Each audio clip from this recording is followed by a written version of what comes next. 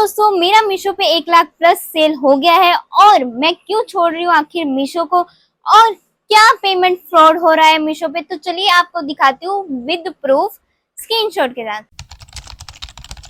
आपको मैंने पहले भी बताया था मेरी 1 लाख प्लस की सेल हो चुकी है और मुझे उनमें से पेमेंट क्या आ रही है आपको खुद मैं दिखा दूँ। स्क्रीनशॉट भी मैं लगा दूंगी, मैं ऐसे भी दिखा देती हूँ।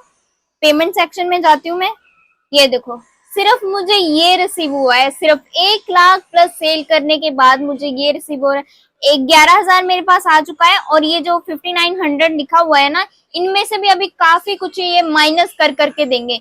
तो मैं ये आपको एक और चीज दिखा देती हूँ। ये देखो, ये पेमेंट आप देखो, ये चार्जर गया था उनको, ये चार्जर डिलीवर हुआ है 11 तारीख को और इसकी पेमेंट भी हमें आ गई थी 26 तारीख को और फिर वो रिटर्न डाल रहा है 4 तारीख को। ऐसा कैसे पॉसिबल है यार? आप खुद सोचो, मीशो वालों को ऐसा कौन सा ये खास कस्टमर है जो इसको खास खास वो फैसिलिटीज मिल रही हैं। तो गाइस इसलिए कह रही हूँ मीशो पे तो कभी कभी भी मत आना, नहीं तो ये एक आधी पेमेंट नहीं है। मैं आपको और भी स्क्रीनशॉट शेयर कर दूंगी और काफी स्क्रीनशॉट तो मेरे से लिए भी नहीं जाते हैं या डिलीट हो जाते हैं क्योंकि आपको।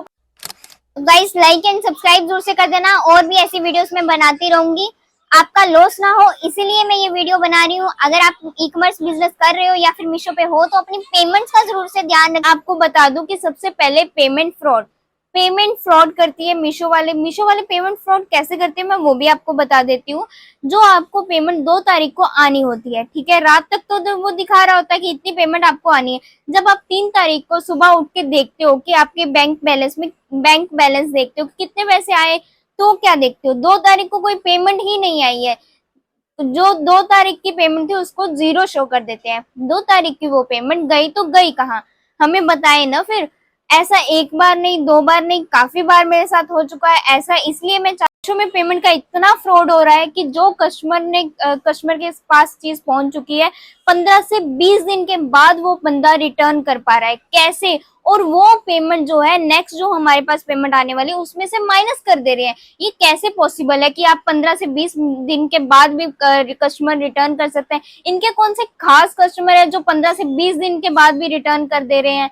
और गाइस ये ऐसा नहीं है कि जेन्युइन रिटर्न आएगा। फिर आपको पता ही है मैंने बहुत सारी वीडियोस डाल चुकी हूँ और काफी वीडियोस नहीं भी डाल पाती हूँ। क्या क्या निकलता है, हर कस्टमर रिटर्न जो भी मेरे पास आया कोई भी जेन्युइन नहीं आया मीशो का।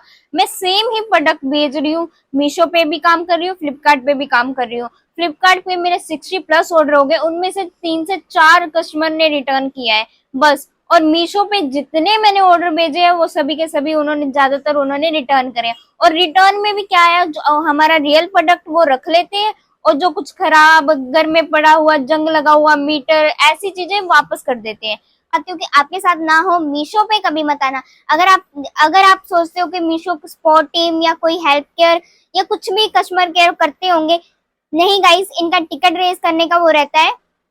टिकट रेस भी आप 3 रेस करते हो, 3 से 4 दिन वो ऐसे ही पड़ी रहती है प्रोसेसिंग में और फिर जाके वो सिलेक्ट करते हैं इसको आगे प्रोसेस भी करना है या फिर रिजेक्ट करना है, ठीक है।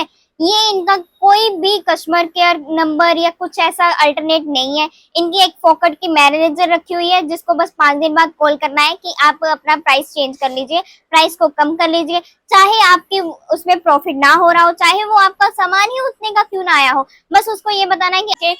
और कस्टमर केयर और कुछ कस्टमर केयर या फिर सपोर्टिव टीम या कुछ ऐसा मीशो की तरफ से कुछ भी नहीं है।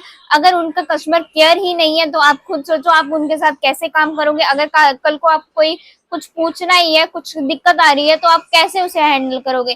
कोई है ही नहीं, इनका सिस्टम ही नहीं है कुछ भी।